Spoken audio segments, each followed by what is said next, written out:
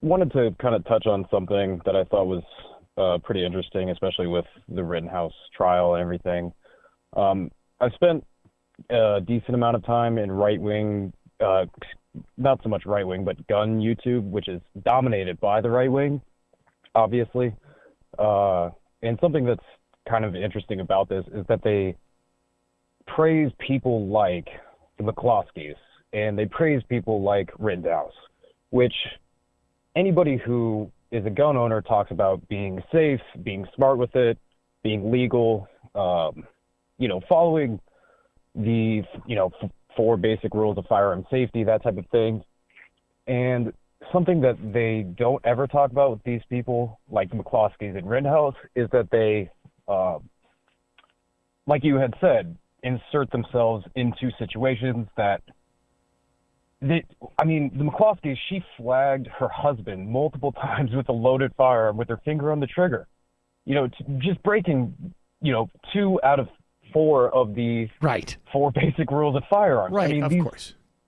These people are considered, they're put on pedestals and seen as, oh, look at them, defending their territory. And it's like, if you're in fear for your life, like Rittenhouse or like the McCloskeys, you would be, especially in the McCloskeys case, having a literal castle behind them that they were afraid of, all these protesters breaking in.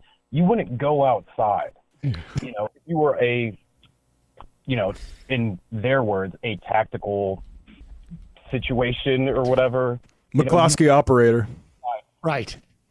Yeah, exactly. It's just, it's an entirely foolish endeavor that these people, they're putting the worst gun owners on a pedestal as people in favor of gun rights. And, in my opinion as well, it's very confusing because, well, it's not confusing. It's only confusing because you're trying to sort of place that type of logic. Let's be clear.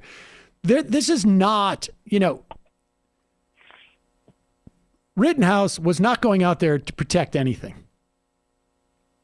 Yes. I mean, let's be honest. Let's be clear here. He didn't know what was under threat when he got into his car with the gun. He wanted to show up and, face off with these people, with these protesters. There was he couldn't have articulated a certain thing. There could be trouble down there. I better get down there. Why are you going? Because I got a gun. Yeah, and the whole logic being as well, and I've seen this as, something that they talk about as well a lot in the kind of gun part of YouTube, is that if you need to go somewhere and you think you need to bring a gun to go there, you just shouldn't go. Yeah. But that's not what this is about. Well, this is, that's not, that's the thing, is that his actions actually going there were explicitly political in that respect. And this is the effect on gun culture that capitalism has, because it turned out that those guys that liked hunting with a double-barreled shotgun like ducks on the weekend, that's not a big enough market. So you need to appeal to people who are going to buy the military looking stuff and pretend that they're going to, when they play their zombie video games, they think about doing that to people in real life. Without a doubt. I appreciate the call. A friend used to live up next to me, upstate, had a whole series of weapons, and he brought out an AR-15 with a scope and not just with a scope, with the laser pointer. And I'm like, what's that for? Zombies. It's like, yeah. This is, all you need to do is look at the way that people are dressing. Mm-hmm. Why are you wearing these outfits when you go out there with your gun?